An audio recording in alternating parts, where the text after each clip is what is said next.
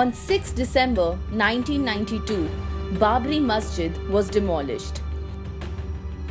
This was the major blow on the secular fabric of the country. It brought to the fore the deep-set communalization of the society and the realization that now communalism is the major problem confronting this society. Though it is such a recent phenomenon, it already has been mythified due to the prevalent propaganda. Myth. Though the demolition of the masjid was horrible, we know that it was not a mosque. It was a disputed structure. And you can see Ram Lalla had entered the structure as he, Lord Ram, was deprived of his adobe. Fact. Let's see the sequence of events before we make our judgment. December 22 to 23, 1949. In 1949, local district magistrate reported to state government. Few Hindus entered Babri Masjid at the site and installed Ram and Sita idols. Government proclaimed the premises as disputed site and locked the gates. The local district magistrate K.K. Nayyar, a Sangh sympathizer who later became Jan Sangh MP, refused to get the idols removed despite the appeal by the government. Even the appeal of the Prime Minister Nehru was ignored. The premises remained locked till 1986. Myth. The Hindus were deprived of their place of worship, and it was a spontaneous Hindu reaction to take over the place of worship from the pseudo-secular state. And the bigoted Muslims? Fact. Beginning from 1981, there was heavy communalization of the social space. Initially in response to the conversion of Dalits in Meenakshipuram, the communal forces became very aggressive. Anti-Dalit riots had taken place in Gujarat, more so in Ahmedabad. And since that time, they were looking for a provocation to actively spread communal hatred in society.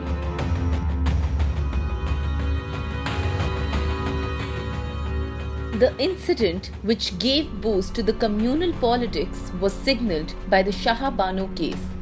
In this, the then government of Rajiv Gandhi got the Muslim Women's Protection Bill passed by the Parliament to sidetrack the Supreme Court's judgment on grant of maintenance to the divorced Muslim women by the Supreme Court. To balance the appeasement of Muslim communal politics, government played the Hindu communal card, and Babri locks were opened at the instance of Hindu communal forces.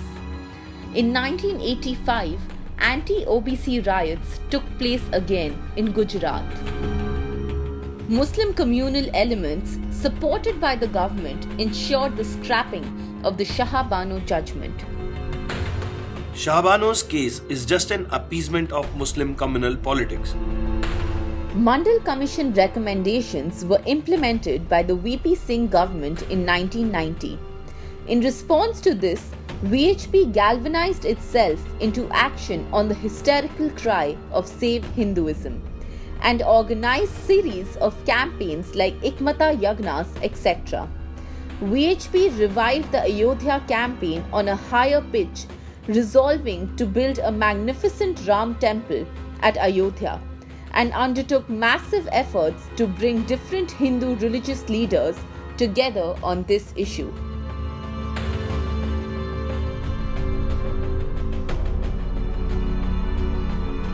December 1992, car sevaks climbing the dome.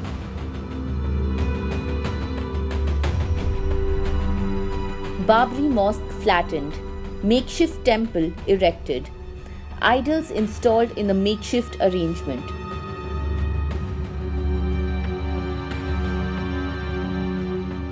From here, BJP took over the Ram Janmbhoomi campaign and Advani started his Rath Yatra from Somnath to consolidate the Hindu elite behind the BJP politics.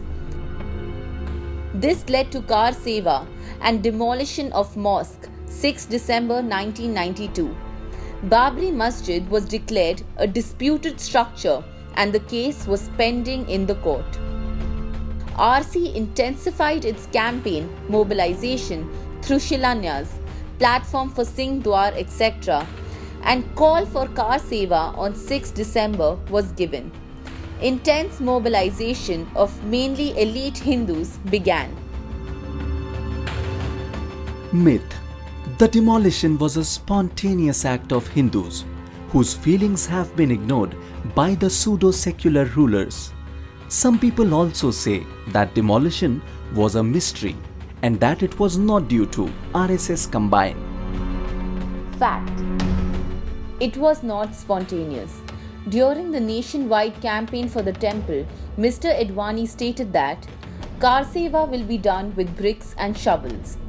Another BJP stalwart, Murli Manohar Joshi, said, "Demolish the masjid. Nature of Car Seva will be determined by sants and not by courts. Demolition prerequisite for temple building." Vinay Katiyar, Bajrang Dal chief, went on to say, "Masjid will be demolished and debris will be thrown in river Sarayu." Ashok Singhal of VHP was not to be left behind. His resolve was, decision of sons will prevail over decision of legal courts. On the stage, bhajans were sung by sadhus. One section of Car Sevaks beat up journalists and broke their equipment. As the demolition was going on, Kalyan Singh was advised by Advani not to resign till the demolition is complete. Kalyan Singh accordingly resigned as soon as the mosque destruction was complete. Simultaneously, his government was dismissed by the central government.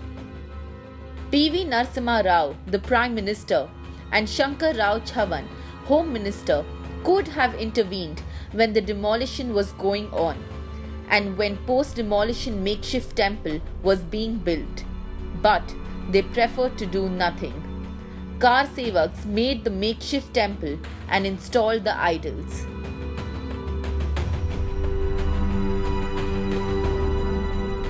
Atal Bihari Vajpayee, 7th December 1992. We are sorry to the nation.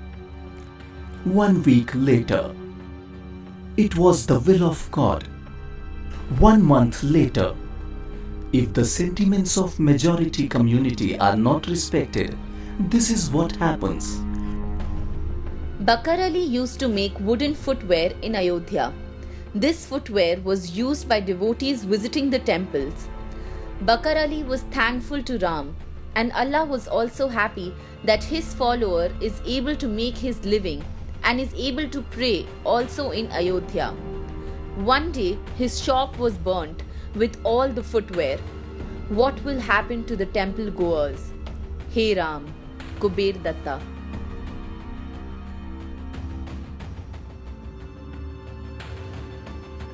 Demolition came as a big shock and blow to the Muslim community. Muslims in Ayodhya were attacked and killed. Also, there was a deep sense of outrage in the Islamic world. In Pakistan, UK, and many other countries, multiple attacks on Hindu temples were reported. In India, communal violence rocked many cities and an atmosphere of social repression was unleashed. The biggest victim of communal violence was Mumbai. Surat, Bhopal, and Ayodhya were other major centers to be affected by this violence. RSS even spread rumor about Muslim attacks on temples.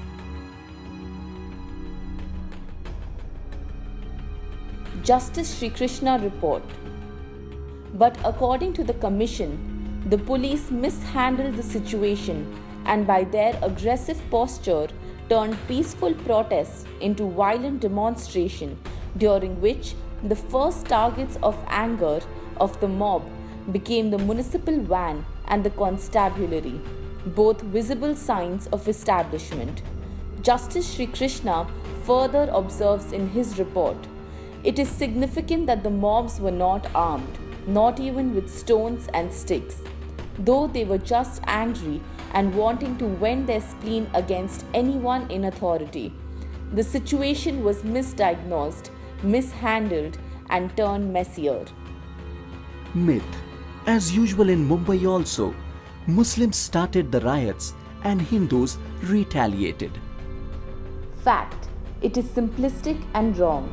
If we study the events in detail, it will be clear that the truth is something else.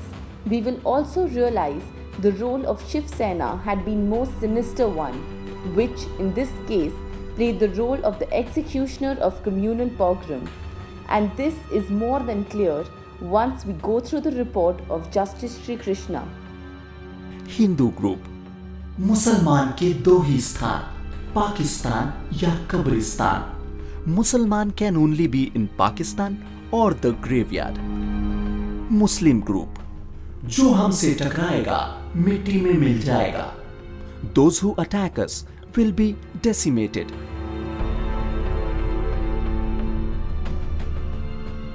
Who starts riots?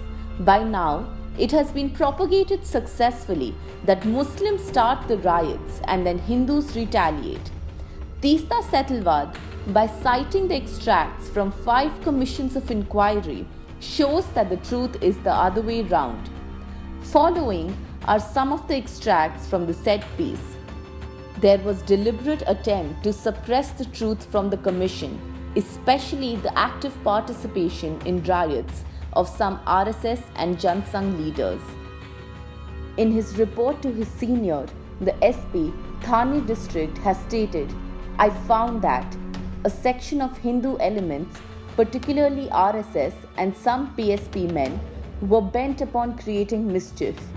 Their idea in accompanying the procession was not so much to pay respect to the great Shivaji, but to establish the right and, if possible, to provoke and humiliate Muslims. The villagers shouted provocative anti-Muslim slogans, behaved aggressively, threw on the Moti Masjid at Bangat Gali Haidri Mosque, situated at the junction of Dargah Road and Sadar Ali, aided by passive police.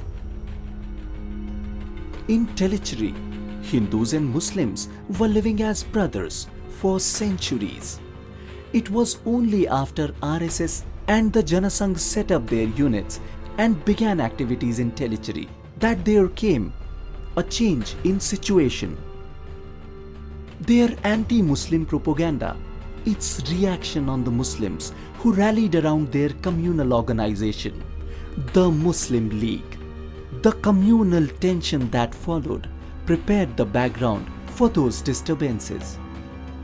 From report of Commission of Inquiry, in the run-up of the communal build-up before the elections, prepared by Intelligence Branch, Jamshedpur, March 23, 79, there was a special mention made to the Divisional Conference of the RSS, scheduled to be held on March 31st and April 1st, in which among those RSS Sarsangh Chalak was to participate. The dispute en route of the procession became sharp and agitated reactions from a group of persons who called themselves Samyukta Bajrang Bali Akhada Samiti, who systematically distributed pamphlets to heighten communal feeling and had organizational links with the RSS.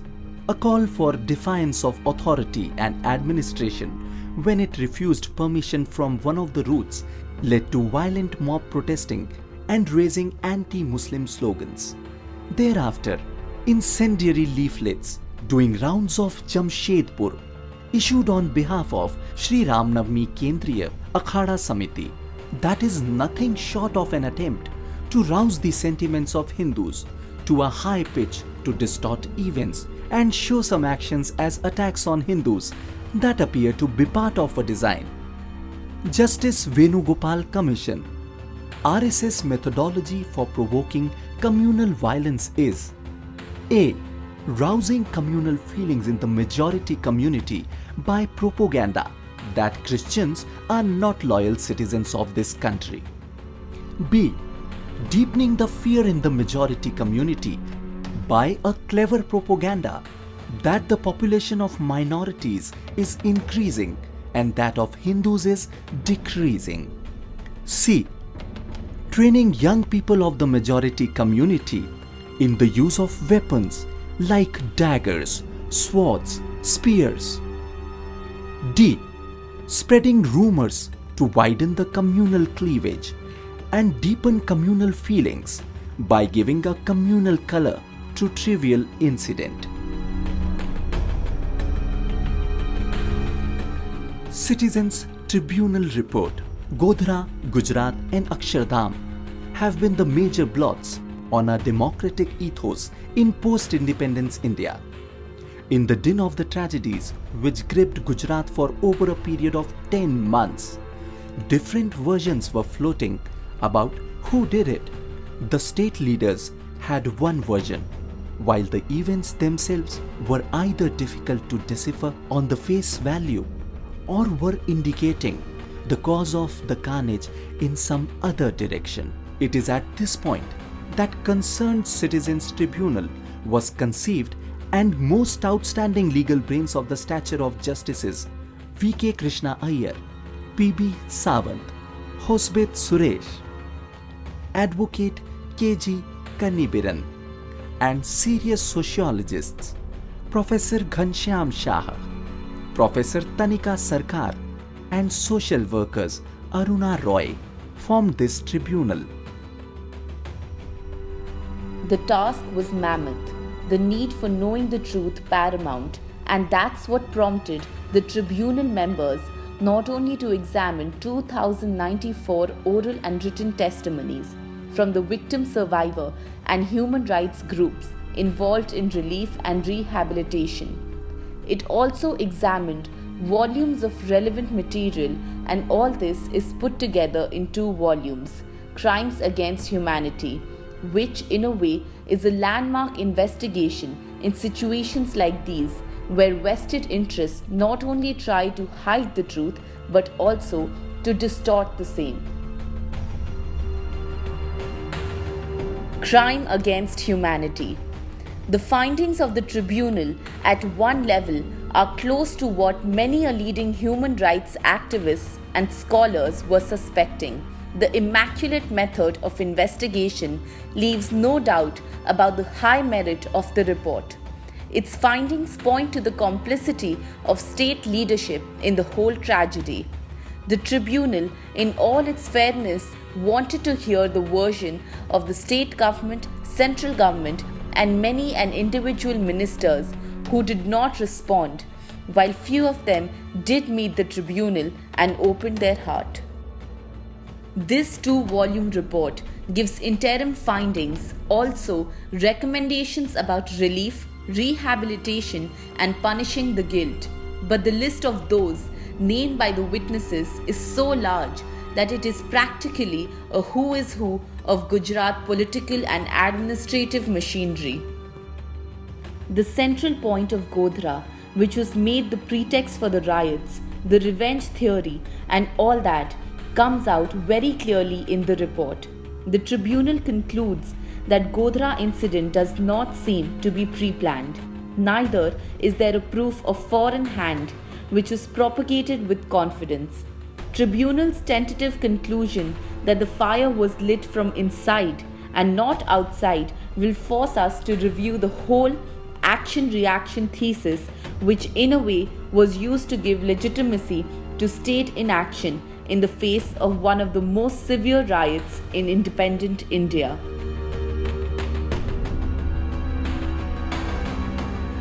Deliverance of justice in Hindu Rashtra Laboratory. Post-riot, Gujarat again showed the high-handedness of its administration. Justice Nanvati was appointed to probe the whole episode. Initially, Justice Nanvati went on to state that there was no serious lapse in controlling the communal clashes. He went on to state that there is no evidence against the Bajrang Dal and VHP workers in participating and instigating riots. Best Bakery Corps witnesses have turned hostile. Under pressure from the local BJP VHP workers, some poor Muslims were made to dispose in camera, and also in heavy presence of police officials, praising the role of police in protecting them. Yes, I remember. Police responded quite quickly. The PUCL Vadodara Shanti Abhiyan boycotting the commission and a delegation led by senior Gujarat journalist and human rights activist Digant Oza submitting a memorandum drawing the attention of NHRC to the gross violation of human rights of minorities in Gujarat and of the need to restrain the Gujarat government in its acts of commission and omission in the violations of the very elementary democratic rights of minority communities. It is a gross violation of human rights of minority. NHRC. After the riots, the local people placed a condition to the Muslims that they will be allowed to return to their homes if they withdrew the FIRs in case they have been filed, and with an undertaking not to file the FIRs. The civic groups and citizens' tribunal showed without any doubt the role of state machinery and police in aiding and abetting the riots. It was a state-sponsored riot, so to say. As the state is totally in the grip of Sangh Parivar, the wall of hatred is sealing the borders between the two communities, and boycott of Muslims in employment and trade is being close to total. It is in this situation that police finds it easy to tutor the witnesses. Best Bakery witness turning back on their earlier statement was a result of all these factors. To begin with a simple realization that in such a ghettoized atmosphere, it may not be possible to socially survive while giving the witness against the authorities and the political elements. Secondly, a more direct threat from different sources is regularly threatening the victims to keep shut. The Vadodara episode, where police had taken the witnesses to dispose in the best example of travesty of justice. When summons came to my house, I was under a lot of tension. I did not even know who my government lawyer was. On the other hand, there were threats to kill me. They said, "Don't go to court. We will kill your family. Even if you go to court, speak in our favor. Don't identify the accused. Otherwise, your family will not be spared." Supreme Court has saved the democracy in this adverse scenario. Its observation that Gujarat government has not done its duty in prosecuting the guilty of the riots came as a big slap to Modi, who so far had been behaving like a rampaging bull. Its judgment to get the cases of Zahira Sheikh heard again with due protection is a landmark.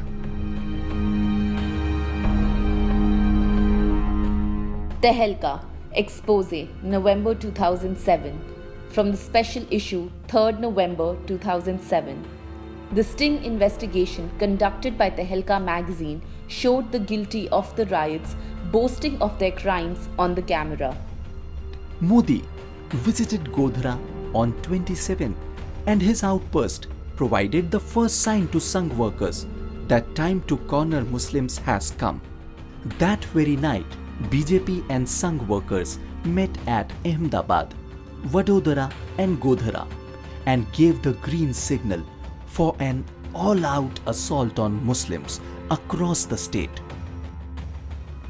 A strategy was decided on how to shield the attackers from the law after the riots. Prominent lawyers were briefed and senior police officers taken into confidence. Workers were told that Modi was squarely behind them. The mobilization of undercastes, something the Sangh Parivar has been engaged in for years, dovetailed into the deep penetration of Hindutva already had amongst the upper castes of Gujarat. Godhra provided the perfect spark to fuse them together. From the very beginning, the police played a very partisan role, often joining the mobs.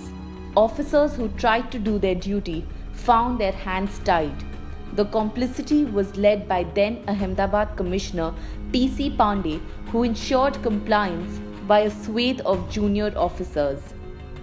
Weapons from bombs to trishuls were manufactured and distributed by workers of RSS combined. They were also smuggled by them from all over the country. BJP and Sangh leaders led the bloodthirsty mobs through Ahmedabad's bylanes, Sabarkantha's villages, Vadodara's localities. The police stood guard to the mayhem. BJP MLA Mayaben Kudnani drove around Ahmedabad's Naroda locality all day directing the mobs. VHP leaders Atul Vaid and Bharat Teli did the same at Gulbarga Housing Society. None of them ever went to jail. Fire was the most favored weapon in rioters' hands. That cremation is considered un-Islamic fueled their frenzy to burn.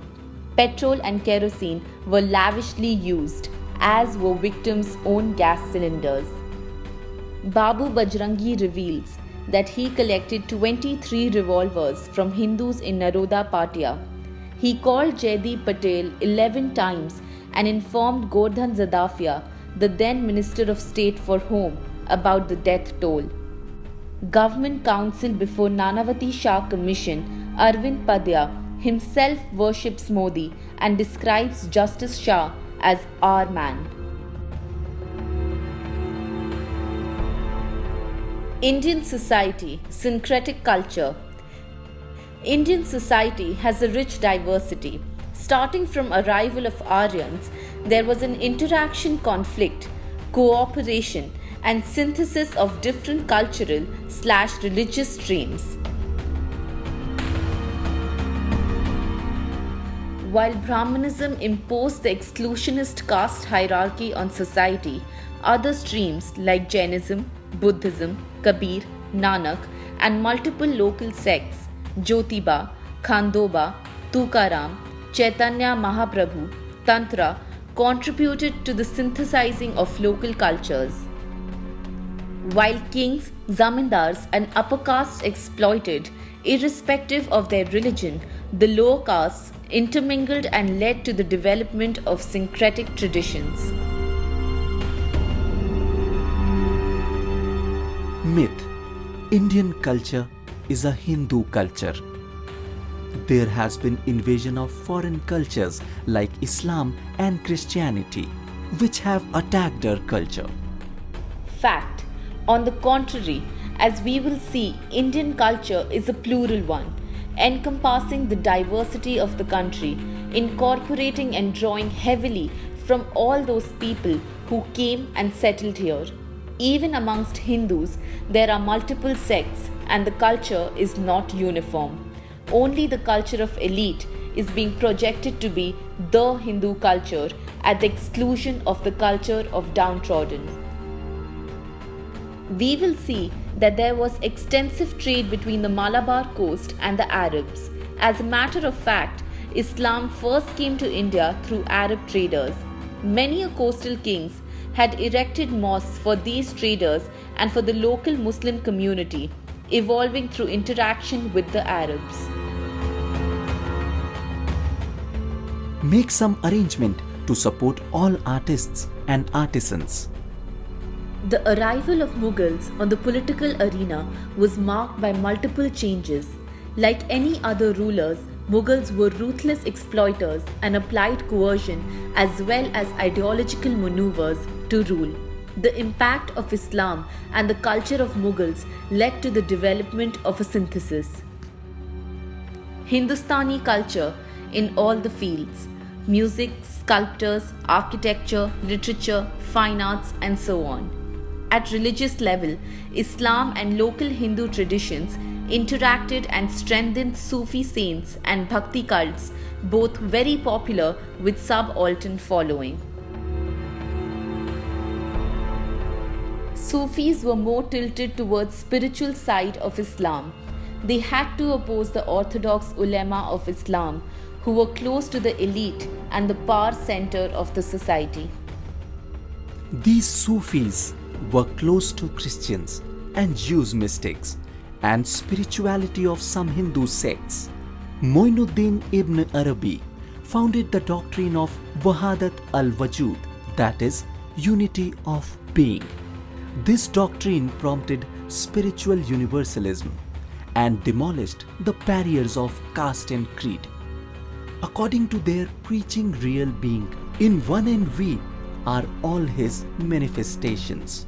Baba Farid of Punjab wrote his best poetry in Punjabi, and his verses were quoted in the Adi Granth, Granth Sahib by Guru Nanak. There are as many ways of worshipping God as there are particles of sand. He was fond of bhajans and kavali. Mir Mia, another Sufi saint, was requested to lay the foundation stone of Har Mandir in Golden Temple.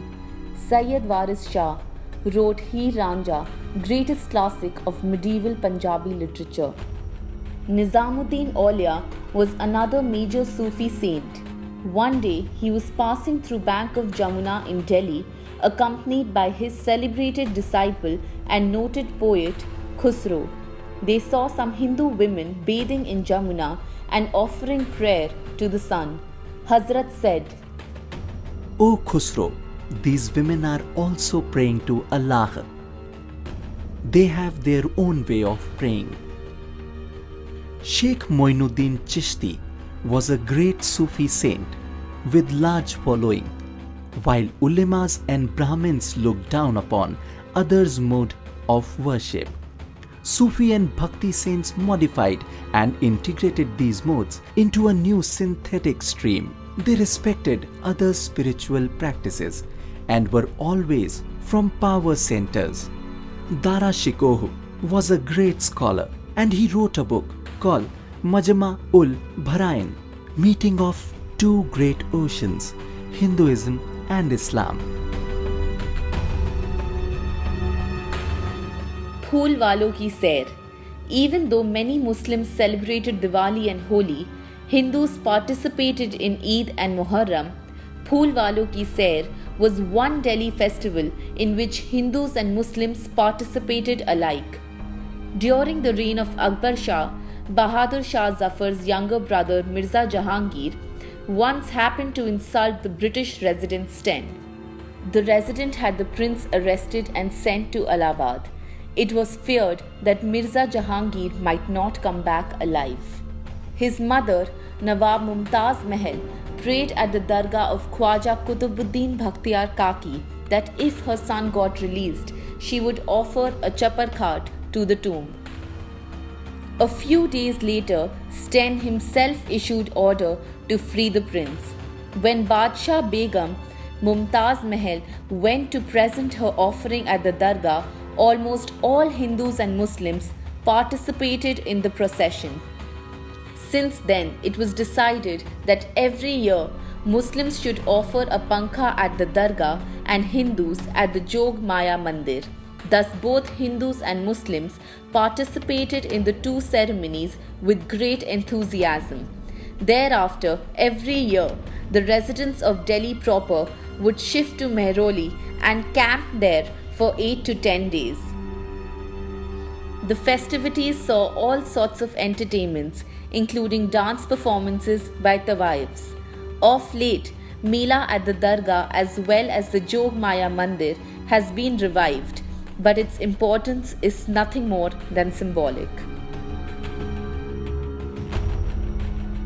Our mixed heritage. The most prominent element of the heritage of a nation is its culture. The culture of a nation finds expression in two ways. The visible elements are dresses worn by the people, the food they eat, music, dance, and architecture. The invisible elements are the way people think, the values they hold dear, and their ideas and beliefs. Culture is not something that has been there from time immemorial. It is also not something that is frozen in time. Culture is in fact something that is dynamic and constantly changing. It absorbs new influences and modifies them to suit local requirements. It constantly appropriates from other traditions and also gives to them in equal measure. It has always been so, and it will continue to be like this as long as human beings live. Almost everything that we see, taste, hear, smell, and touch, the buildings we have built, the tools we use, The clothes we wear, the languages we speak, and even the ideas that we have are products of processes, discoveries, inventions, and developments that occurred at places far and near, in times in the distant and not so distant past, and have reached us through very complex and roundabout routes. Let us look at some of the more mundane elements of our daily lives that we do not normally consider as a part of our culture, but they are as important as our classical traditions in dance and music. We refer here to our attire. This may come as a shock, but nothing that is stitched is Indian. The shirt, the trouser, the coat, the waistcoat are all of European origin. What about the pajama? The word is of Persian origin. It means a garment worn over the legs. The kurta is probably from the same region or from Afghanistan. The shalwar kameez came to us probably from Afghanistan, but it is possible that the kameez is Portuguese/Turkish in its origin. The chemise, an undergarment worn by women, is of French origin. The blouse is English, and so is the petticoat. The last three have no word for them in any Indian language.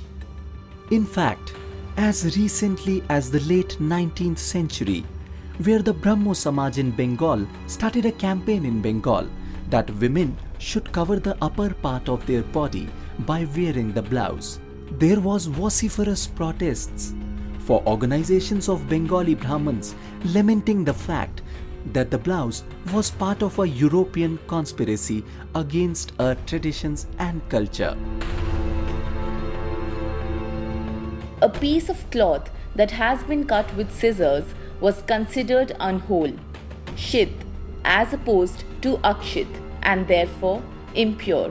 In fact, most rituals related to birth, death, and upnayan among the Hindus and even among the Jains and Bauds are performed in unstitched garments, and even today, a very large majority of our population primarily dresses up in unstitched garments.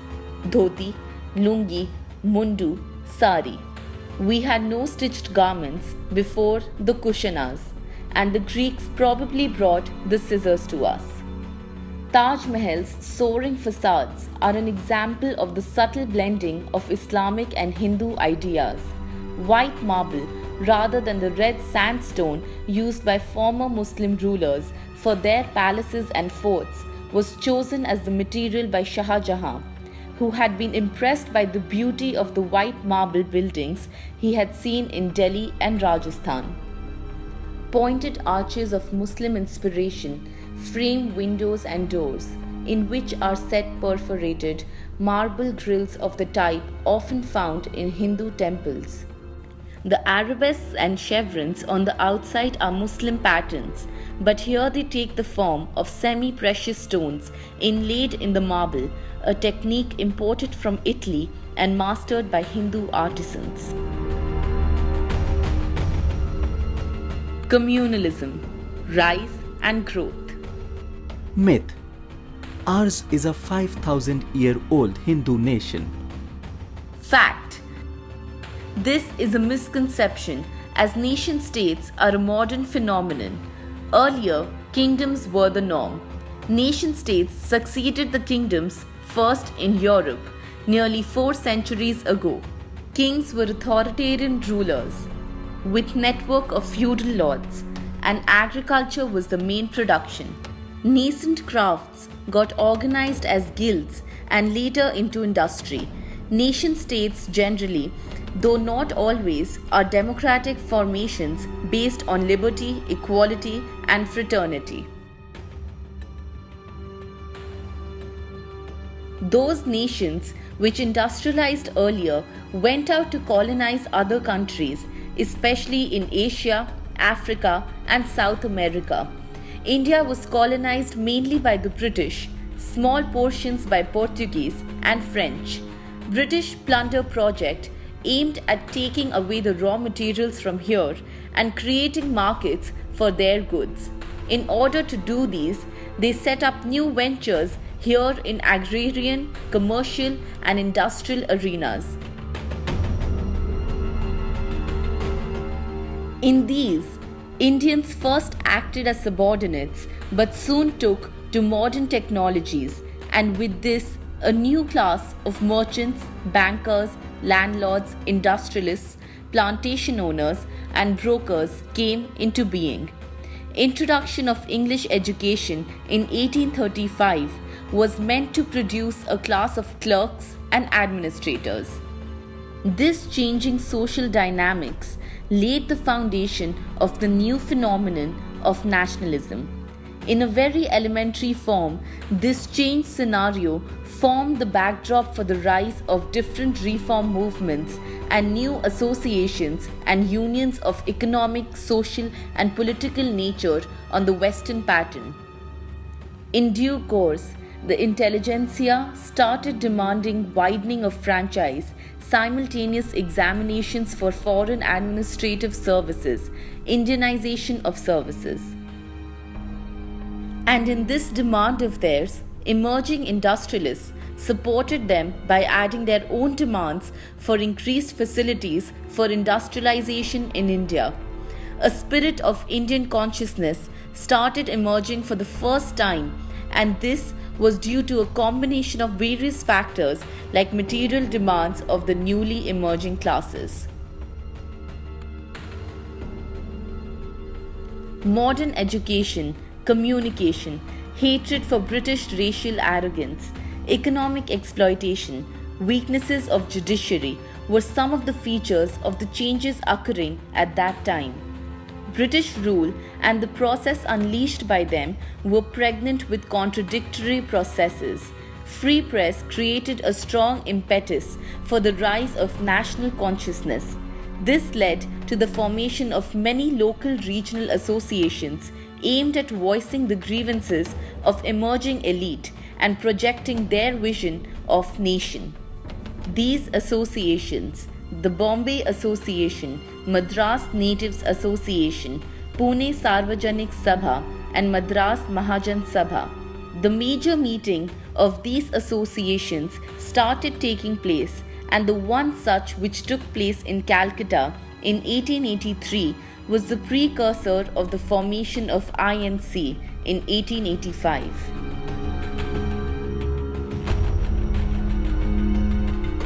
Indian National Congress expressed the ambitions of these associations and rising classes and asked, Hold Indian Civil Service examination in India. The basic principles of INC were eradication of race, creed, and provincial prejudices, and encouragement of native in the political process.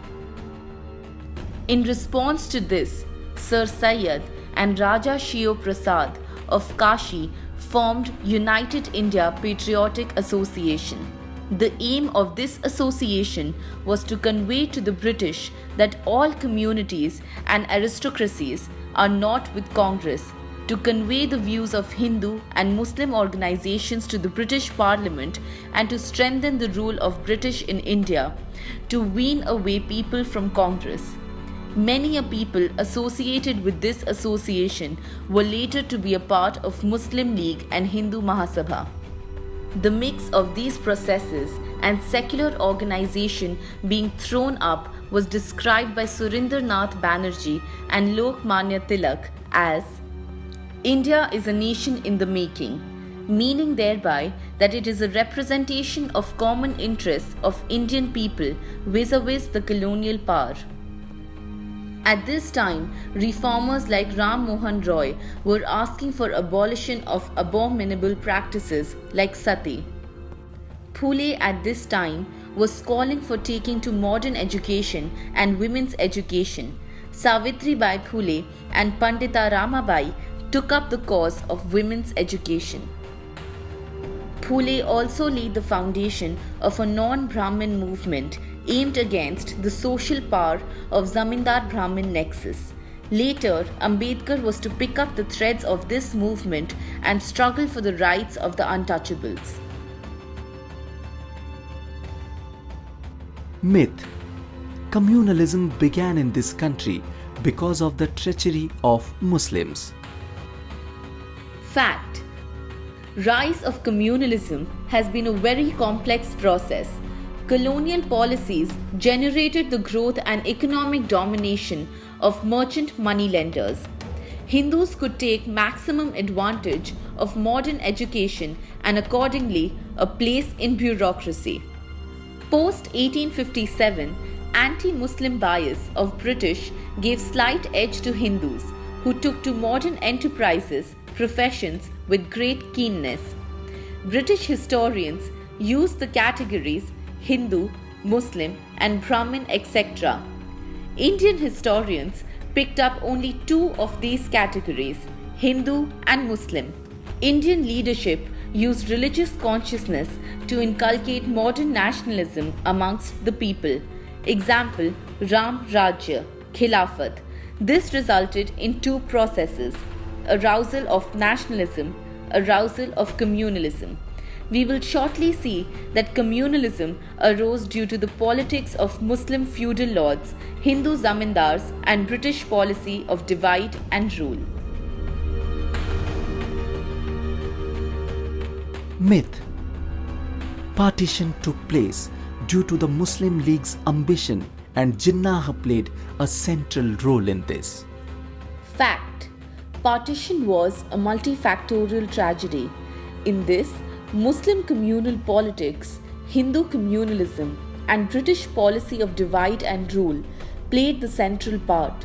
Muslim League was representative of the interests of Muslim elite. It wanted to appropriate maximum privileges for the rich Muslims.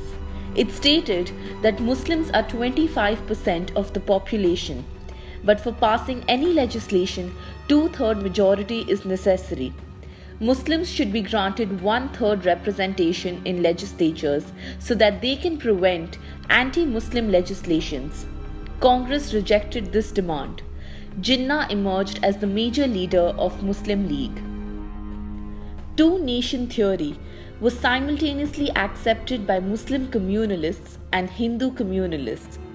Along with the birth of Congress began two opposite but in some way similar trends which were opposed to the secular politics of Congress. The first of these was expressed by Sir Syed Ahmad, who opened this campaign in 1887, and the second was the Hindu revivalist streams. British policy of divide and rule.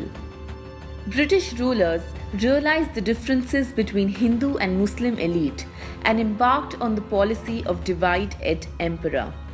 With the formation of Indian National Congress, they were very uncomfortable with its demands. Sir Syed's opposition to these demands came in handy for them, and they encouraged Sir Syed and his elite followers in their communal demands. British played their cards well, and taking advantage of Hindu-Muslim divide, they tried to snub the INC time and over again. They recognized a group of Muslim Nawabs and Jagirdars as the representative of Muslims, and similarly encouraged the Hindu Mahasabha and RSS. None of the organizations undertook any anti-British agitation, neither were they subject of repression by the British. Thus, there are three major factors which resulted in the partition of the country. First was the British policy of divide and rule. Second was the Muslim communalism representing the interests of Muslim zamindars, nawabs and other elite. The third was the Hindu communalism, which represented the interests of Hindu zamindars, Brahmins, Banyas. Tragedy of India's partition. Colonial period. Decline of Muslim landlords. Adverse representation of Muslims in jobs, except in UP. Rise of traders. Part of colonial commercial bourgeois transformed into industrial bourgeois. In 1937, elections Congress came in majority in many states, formed governments, rejected Jinnah's demands for incorporation in ministries. rejected Jinnah's demands of partition. Even before this, in 1937, Hindu Mahasabha Convention Bhai Parmanand said, Mr. Jinnah argues there are two nations in this country. He is right. Congress theory of building a common nationality falls to the ground. There are only two options. 1. Partition of country. 2. Allow Muslim state to grow in the present state. Congress leadership left with only two options. 1. Strong center with partition. 2. Loose federation without partition. They opted for 1, despite Gandhi's opposition to this. Hindu Mahasabha, Ajmer Session 1937, demanded the partition of the country. Most of the Muslim elite was for the same. Muslim elite represented by Muslim League and demanded higher representation with an eye for more privileges. After rejection of this demand, they were firm on demand of Pakistan, hoping that this would give them unlimited power, avoiding the competition from Hindu elite. Muslims were 25% of the population. As the franchise was based on property holding or education, only 10% of these were eligible to vote. From amongst these, only percent voted for Muslim League. When the resolution for creation of Pakistan was passed in Lahore Convention of Muslim League, many poor Muslims took out processions condemning this resolution. Causes of growth of communalism in India. A stagnant secularization process due to slow development of economy, competition between Hindu and Muslim elite, weak mercantile bourgeois vis-à-vis feudal lords, British policy of divide and rule. Muslim League, representatives only of Muslim elites. People like Khan Abdul Ghaffar Khan, Hakim Ajmal Khan, Dr. Ansari, Maulana Abul Kalam Azad stood for secular nationalism, Hindu-Muslim unity and anti-British struggles. Maulana Hussain Ahmad Madani said, "These days nations are based on geographical boundaries and not on religion." Most elite left for Pakistan. Most of those left behind, poor, landless, self-employed artisans, etc., were not the ones asking for Pakistan.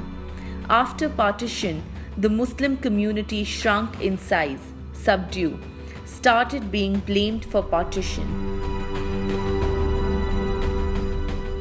Two-nation theory. This country belongs to Hindus. Muslims should either leave the country or should remain subservient to Hindus. Pakistan, a secular state with Muslim majority, is the only way to protect our interests. What is communalism? A belief or ideology according to which all people belonging to one religion have a common economic, social and political interests, and these interests are contrary to the ones of those belonging to another religion. There are three stages discernible in the development of communalism. Mild, people following same religion have similar interests. Moderate, dissimilarity of interests between people of different religions. Extreme, interests of people following different religions are antagonistic to each other based on fear and hatred for other religions. Slow pace of transition from a feudal structure to a modern setup results in consolidation of religion or caste-based identities. In a limited job market, competition based on religion or caste communal politics is handy to A. Hide economic frustrations, B. Hide the real source of miseries, and C. Mask the relationship between exploiter and exploited. Sometimes religious or caste distinctions coincide with economic distinctions. Example, the exploiting sections were upper caste Hindu and the exploited are poor peasant, landless labor, etc., were low caste or Muslims.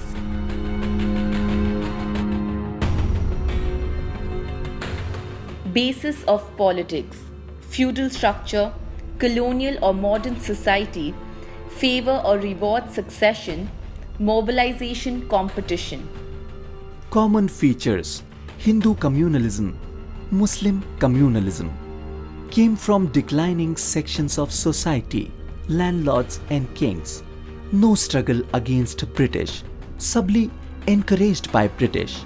Congress denigrated and despised, supported by elites of the communities only. Believed that Hindu and Muslims are separate nations. Mutual hatred for each other. Strengthened each other. Spread fear against each other. Believed in hierarchy of caste and gender. Feudal value system. Opposed to democratic values. Their politics consolidated the colonialists. Even currently, they are on the side of the US imperialists' policies. Nehru and Bhagat Singh, atheists and non-communal. Savarkar and Jinnah, non-religious and communal. Gandhi and Abul Kalam Azad, deeply religious and non-communal.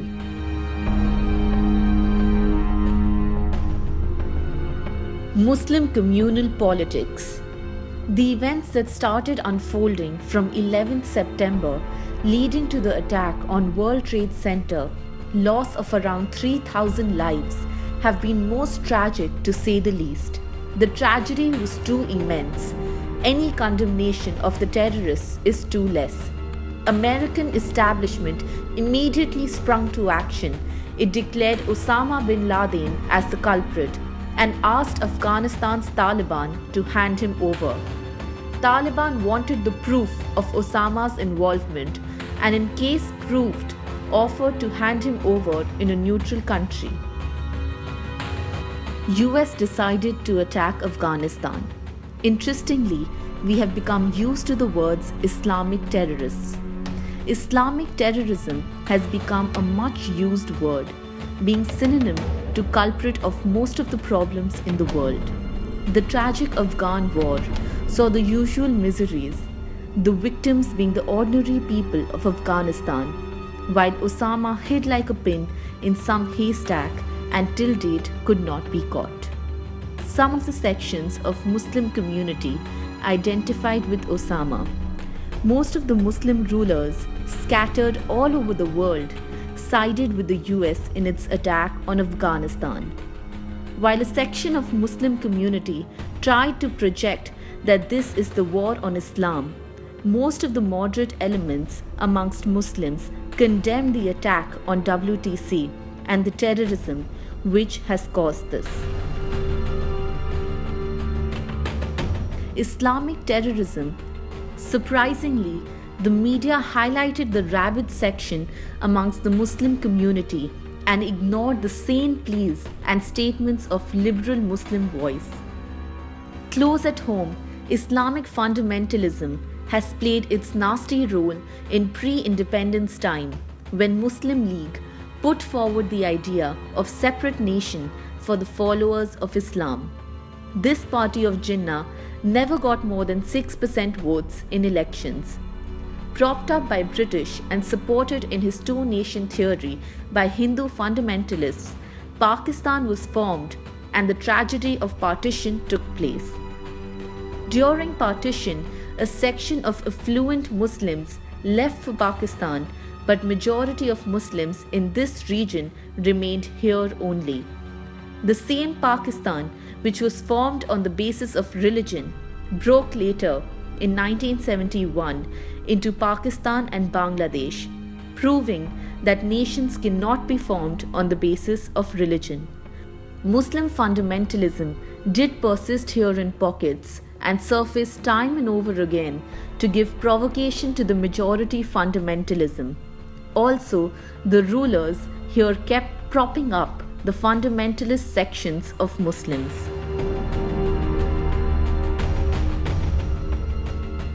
Myth: Islam can be the basis of nation state. Fact. No modern state can survive on the basis of religion. If we see, we can make out that Muslim countries had also good deal of fights with each other, Iran and Iraq being the foremost. Also, the breakup of Pakistan proved that religion couldn't be the binding factor, while the citizenship based on democratic principles is the only bond which can put together in a single bond. Islam is not the only religion in which fundamentalism has developed in history. The first major fundamentalist streak was seen in the Christian religion in the late 19th century in United States. This came in the backdrop of changing social situation due to abolition of slavery and due to women entering the social space in a big way. Later, Ayatollah Khomeini's Iran saw the rise of fundamentalism. The policies of Reza Shah Pahlavi, who was a puppet of US, had a lot to do with this. He concentrated on superficial westernization at the cost of social development, resulting in rise in social misery, leading to rebellion. Since there was no other strong pole giving the expression to social dissatisfaction, Ayatollah Khomeini could succeed in bringing in the fundamentalist regime. Many people believe that all followers of Islam form an ummah, Islamic fraternity, but ummah cannot be equated to the global Islamic state.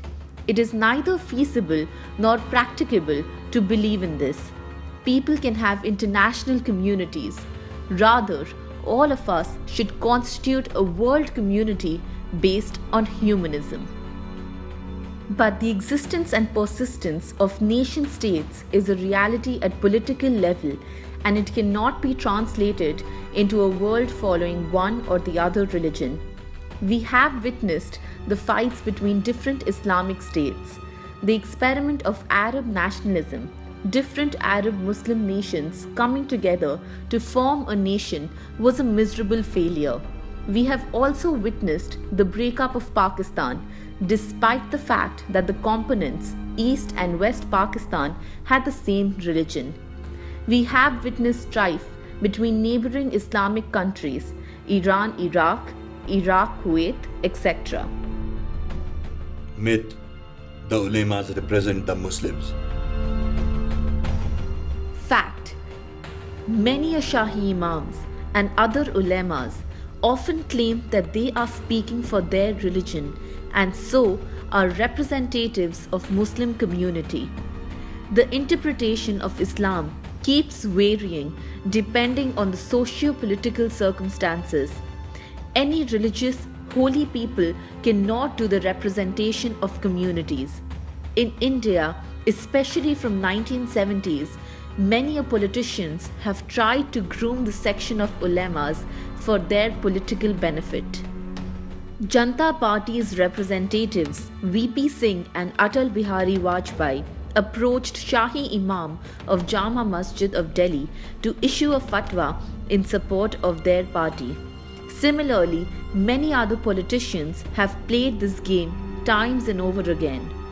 Ulemas are not the representatives of community. Only elected people can represent the communities. Myth: the partition process was the demand of Muslims and acted in their benefit. Fact: we have seen above that this process was led by the elite of Muslim community, the landlord and the salaried class. The average Muslim did not support this politics and was more for the composite Indian nationalism. At the best of times, Muslim League did not get more than 6% of votes. The major leaders of Muslim community like Maulana Abdul Kalam Azad, Khan Abdul Ghaffar Khan, and also the ulemas of Barelvi and Deoband school stood for composite Indian nationalism. The Pakistan resolution was opposed by the poor Muslims, artisans, etc. as being detrimental to the interests of poor Muslims. But due to British encouragement and due to the religious hysteria, created by the Muslim League, the partition of India had to be conceded. Myth: Shah Bano movement was for the benefit of Muslim community. Fact: Shah Bano judgment was a legal issue in which the court had granted the maintenance to the divorcee. The fundamentalist elements amongst the community raised hue and cry, and the government brought legislation in the parliament to reverse the same. It was unfortunate that the government, to gain short-term benefits, appeased the fundamentalist section of society. The government consistently appeased this section while putting the needs of Muslim masses on the back burner. As we have seen, the Muslim community shares its problems with the other poor and deprived of the society, and political opportunism has appeased fundamentalists of both the communities. Like the Shah Bano episode was balanced by the opening of the locks of Babri Mosque. Here also the government capitulated to the fundamentalists of another community. Fundamentalist politics stands for the status quo. It is opposed to social transformation towards caste and gender equality. It does not benefit the poor of the community and is imposed in the name of religion. The rulers, as a shortcut, many a times appease the fundamentalists of the community at the cost of interest of average and deprived people of the society. Muslim communalism and the politics of fatwas. Islamic fatwas and contemporary society. Lot is being heard about the fatwas on every issue possible, more so pertaining to women's lives, their dress code, their marital alliance, and 4 marriages. The fatwa, which made headlines for days, pertained to the case of Gudiya, whose missing husband Arif, who was captured by Pakistani army while he was presumed to be a martyr in the battle, appeared on the scene when she was already pregnant from her second marriage. The local panchayat, without asking her opinion, ruled that she has to return to her first husband, and after the child is born, she should hand it over to the second husband. In case of Imrana, whose father-in-law raped her, she was dictated to live with the rapist father-in-law and to abandon her husband. Her opinion was not sought. This is what fatwa dictated. In another of such shameful fatwas, an Arab was permitted to marry both the sisters in a single go, again under the umbrella of a fatwa. Marriages of girls under the age of 18 have also been solemnized under the cover of fatwa from some source.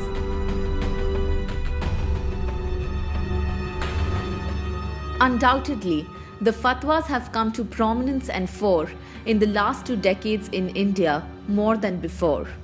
While these are claimed to be the opinion of Islam, the fatwa are different according to different schools of Islam. Shia and Sunni subsets are again different. The fatwa given on an issue in some part of India will be different from another part, and surely it will be different in different countries. Theologically, fatwa is just an opinion, not binding in any legal or social terms. It was a mechanism where thoughtful opinion was to be arrived at. With changing times, the nature and import of fatwas has been changing. The most notorious one was against Salman Rushdie for his literary work, which has been regarded as derogatory to Muhammad Paigambar by Ayatollah Khomeini. In countries like Turkey, a predominantly Muslim country, the fatwas were dumped in the backyard and secular rules preferred. Theologically, fatwa is just an opinion, not binding in any legal or social terms. They don't have any validity. Always thought that it has some legal value. Oh, really? Most of the fatwas are very derogatory to the women. Fatwas have generally been delivered by the bearded Maulanas residing in this or that Islamic seminary cut off from the social milieu of the community. most of the fatwas are very derogatory to the women. According to some liberal Islamic opinions, they are not having any validity, as another set of alims will interpret the same issue in a different light.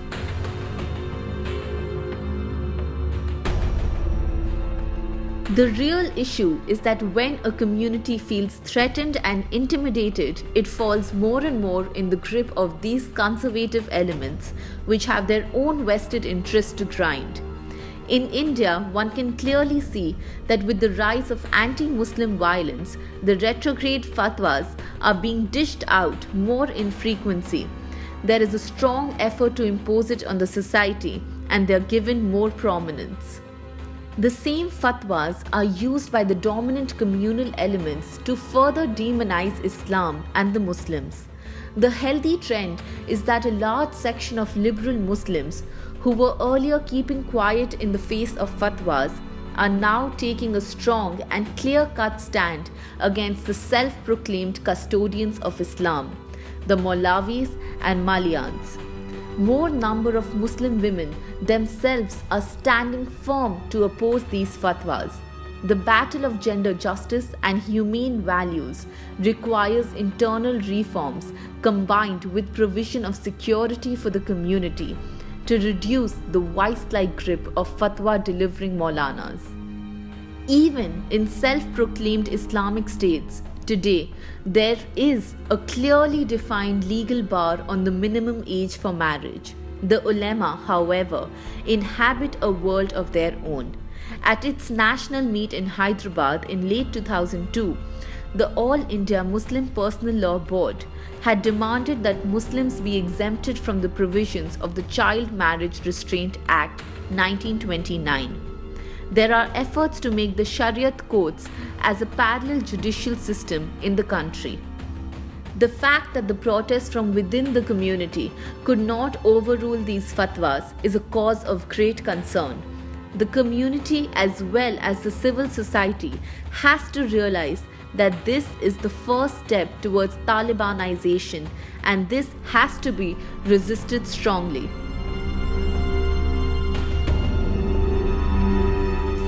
Myth: Hindutva is never term for Hinduism and is our way of life. Fact: this is far from true. Hinduism has many religious streams like Tantra, Bhakti, Kabir, Tukaram, Shaiva, Vaishnav, etc. From the beginning of the 19th century, only Brahmanism is being projected and asserted as Hinduism. Hindutva is a brew of Brahmanical Hinduism with nationalism. Savarkar is the major ideologue of Hindutva. He spelled his ideas in his book, Who is a Hindu? As per him, Hindu is one who regards this land spread from Sindhu to the seas as his fatherland and holy land. So patriotism of all non-Hindus whose holy land is not in India is inferior in status. He asserts that Hindutva means reverence for common culture and common civilization. Hindutva projected Ram as a symbol of national identity. Myth: RSS was formed for building the Indian nation. Fact: the very formation of RSS was for building a Hindu nation and not India. This was in contrast to the approach of INC and its foremost leader Mahatma Gandhi. Gandhi had a secular approach, mobilization of all sectors of society against British. This resulted in dissatisfaction of a large number of Brahmins. In early 1920s, the failure of Khilafat movement, communal violence, non-Brahmin in Maharashtra, idea of a Hindu organization to promote interests of Hindus took shape. RSS was formed in 1925. It was an all-male organization based on principles of supreme dictator. In Shakha Baudics, a distorted version of history is instilled into young minds. Hindus alone constitute this nation, as they are the original inhabitants of this land and have created this society and culture. Hinduism is very tolerant and Catholic, which makes it superior to all other faiths. But this tolerance has been mistaken as weakness. The Hindu nation has repeatedly been conquered by aliens, particularly the Muslims and then the Christian British. Hindus must acquire strength through RSS to counter all the present and future threats. The subsequent entry and takeover by foreigners has created the illusion that India was the land of many different and equal cultures. RSS formation was influenced and inspired by example of Nazis and Hitler. Its initial support came from rich landlords, traders and bureaucrats. RSS ideology projects Muslims as the main enemy of Hindus. It regarded Gandhi's goal of composite nationalism as futile. Its ideology glorifies past Hindu kings, and mythification of history to communalize the society is its major activity. Golwalkar's writings give a fair idea of its ideology. Let's have a look at the quotes from We and Our Nationhood Defined. Upholding national pride, to keep up the purity of nation and its culture, Germany has shocked the world by her purging the country of its Semitic races, the Jews. National pride at its highest has been manifested here. Germany has also shown how well nigh impossible for races and cultures, having differences going to the root, to be assimilated into one united whole. A good lesson for us in Hindustan to learn and profit by. Mahatma Gandhi, after visiting the RSS camp on the request of RSS leadership and on later occasion, opined that it is a communal body with a totalitarian outlook.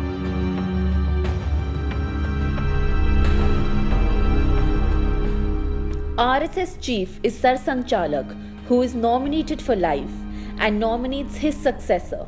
So far, most of them have been Maharashtrian high caste Brahmins. It kept aloof from freedom struggle but was very visible in all activities around communal riots. It was nowhere around when the country was seriously engaged in anti-British struggles like civil disobedience movement of 40-41, Quit India movement of 42, activities of Azad Hind Fauj, upsurges around INA trials and Bombay naval mutiny. It never confronted British and was not a target of British wartime repression. Some people call it rumor spreading society because of its expertise in effective use of rumors, especially before and during communal riots. Upholding racial pride, non-Hindu people in Hindustan must either adopt the Hindu culture and language, must entertain no idea but the glorification of Hindu nation. That is, they must not only give up their attitude of intolerance and ingratitude towards this land and its age-long traditions, but must also cultivate the positive attitude of love and devotion instead. In one word, they must cease to be foreigners or may stay in this country wholly subordinated to the Hindu nation, claiming nothing, deserving no privileges, far less any preferential treatment, not even citizens' rights. M.S. Golwalkar, We and Our Nationhood Defined, 1938, Nagpur. Myth. RSS has played a major role in our freedom struggle and nation building. Fact. RSS did not play any role in freedom struggle. It denounced Quit India movement and asked its followers to stick to its job during the period. Nevertheless, it claims to have contributed substantially in the process of nation building. The history textbooks introduced in schools wherever BJP governments have come to power delve at great length about the contribution of their ideologues in national movement, claiming that Dr. Hedgewar was imprisoned during the freedom struggle. As a matter of fact, Hedgewar joined the Satyagraha movement only briefly and was imprisoned for a short while, but overall the struggles leading to national independence are non-events for RSS. Hedgewar dissociated himself from national movement from 1931 onwards. From then on, Dr. Hedgewar's ideological breakup with the national movement was complete, and he abstained from the freedom movement. This non-participation was ideologically formulated by N.S. Golwalkar, as per whom fighting against British is reactionary, and he accused the Congress for reducing the national struggle to mere anti-British movement.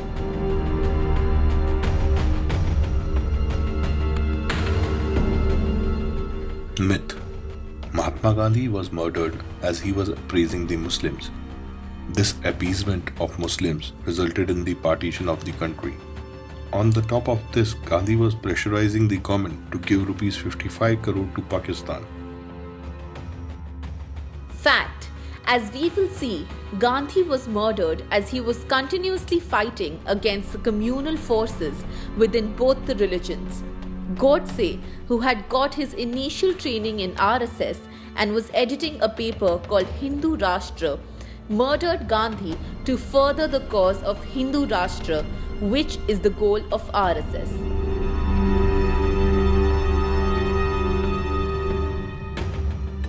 Myth: RSS is a non-political organization.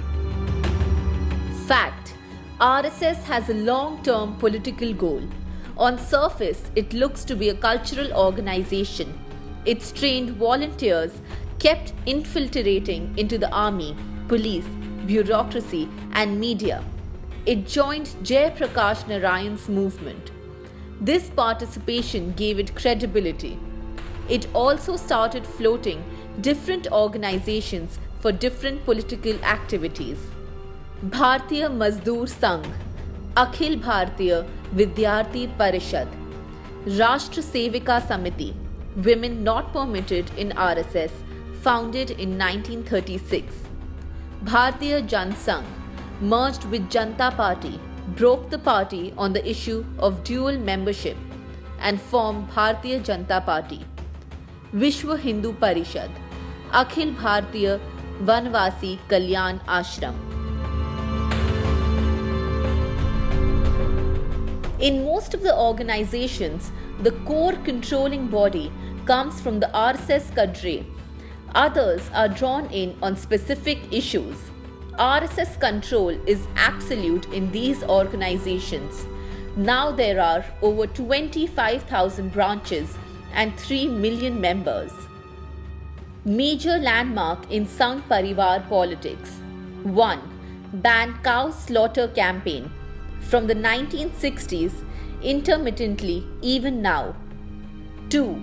Regular intimidation of Muslim community through campaigns like Indianize Muslims. 3.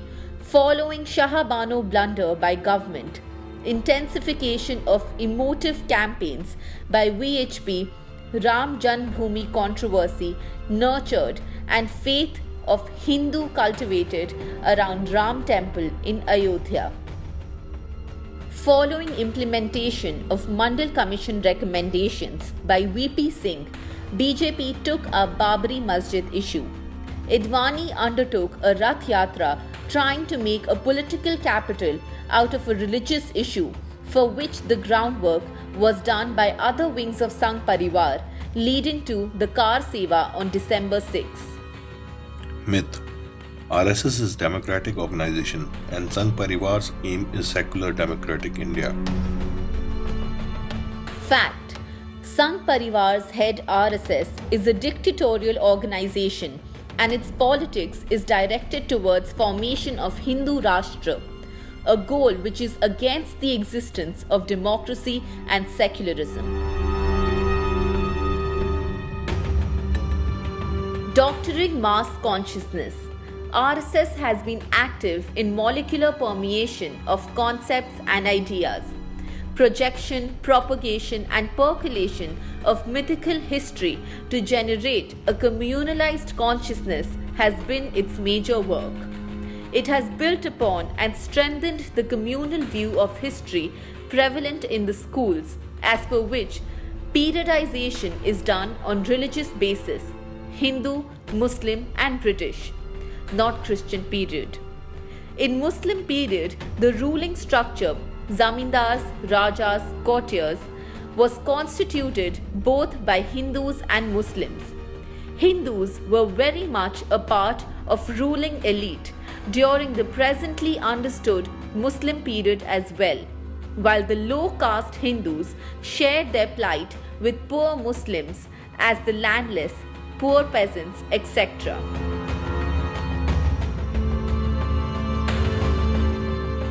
Myth: Muslims do not practice family planning because of their religion.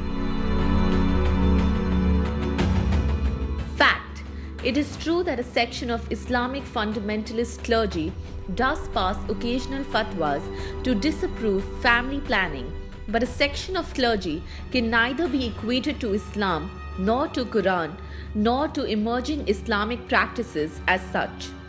On the contrary, many ulemas of different countries have actually favored temporary forms of family planning.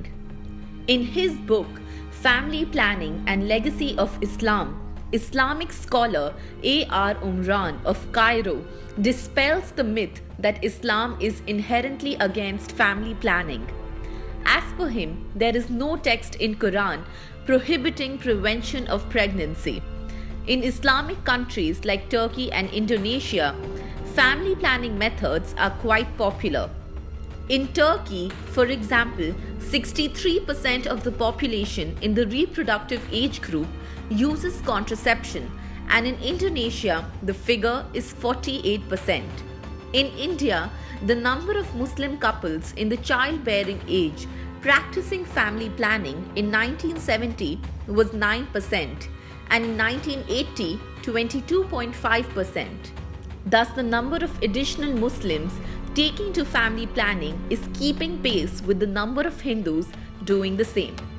Like all other social programs, family planning is also linked with socio-economic status, level of general social awareness, etc.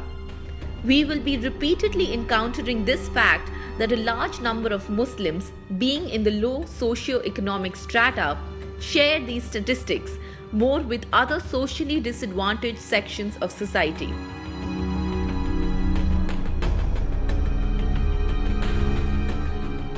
Muslim fertility falls sharper than rest. The Sachar Committee report on the Muslim community has nailed the lie on the issue of Muslim reproduction and the prevailing Muslim conspiracy to reduce Hindus to minority status. The report, quoting extensively from census reports and the National Health Survey, highlights how the last decade has witnessed a sharp decline in Muslim fertility rates as against the rest of the population. Estimates show that the total fertility rate among Muslims declined from about 4.3 to 3.6 in the 1990s, a reduction of about 0.9 points. During the same period, fertility rates for the population as a whole declined from about 3.4 to 2.9, a reduction of nearly 0.5 points. The decline in fertility among Muslims was therefore sharper than average.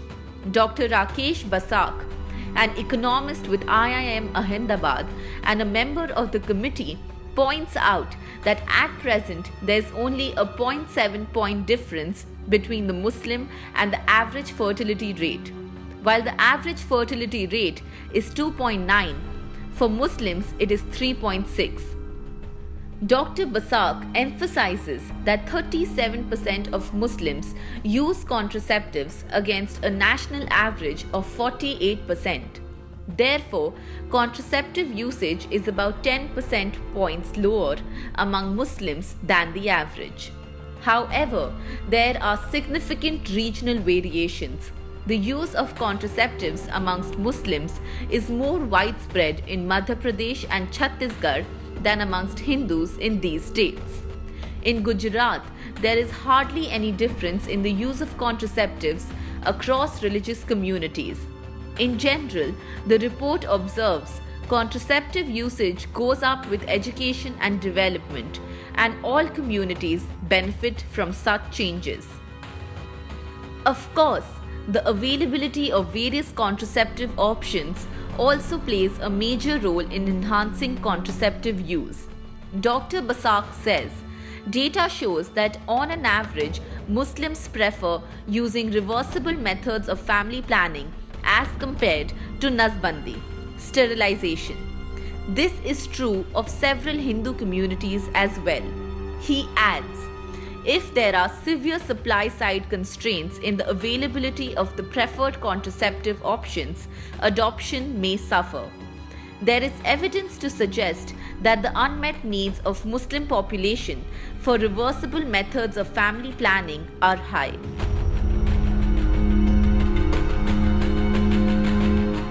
Myth: Christianity is a foreign religion. Fact: right during 1st century AD, Christianity entered India through the trading ships from the west. Legend of Saint Thomas has been associated with coming of Christianity to India, as he came twice on a mission to India. His second mission, for which there is stronger evidence, was around 52 AD to Malabar coast. He established a series of Syrian churches along the coast.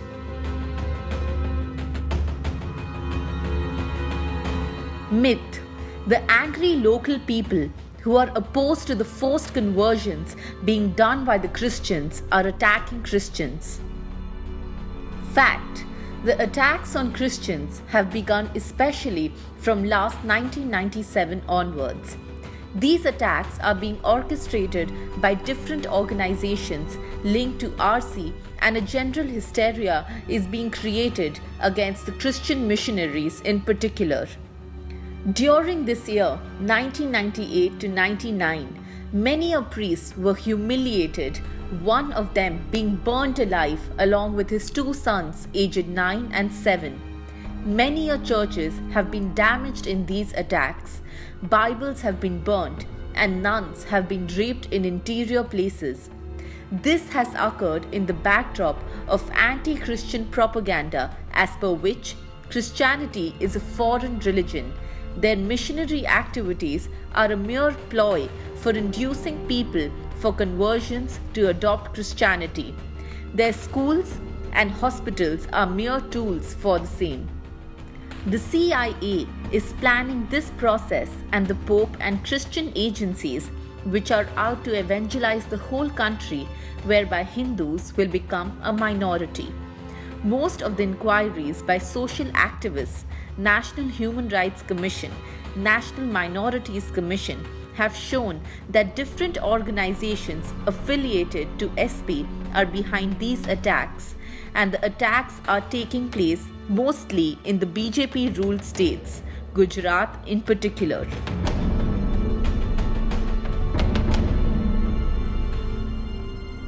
Christian missionaries have been setting up churches, seminaries, and schools wherever and whenever possible. They learnt Indian languages, set up printing presses, and published religious as well as secular literature to spread literacy and their faith. In the process, they adopted Indian languages for their communication, and the church adopted a number of native practices. Despite 2000 years of Christian presence and 200 years of British rule, the population of Christians in 1971 was 2.6%, which in 1981 stood at 2.44%. In 1991, it was 2.32%, and in 2001, it is 2.3%. Despite this, the threat of their population overtaking the Hindu population has begun only from 1 year or so. This anti-Christian bogey comes at a time when the anti-Muslim pogroms have more or less achieved the target of permanently intimidating and ghettoizing them. Also, SP realizes that if it has to break the electoral jinx to be able to come to power on its own, it needs a newer vote bank, and for this, Adivasis have been seen as ones having the best potential. There is also a growing realization in RC that after conversion to Christianity, the Adivasis have become more educated and aware of their rights. And this is a big threat to status quo, which is the baseline of politics. These two factors seem to be the major ones in the current strategy of intimidating the missionaries. The calculation is that after this type of treatment, they will be reluctant to go to the remote places, and that will make the job of wooing Adivasis to its fold comparatively easy.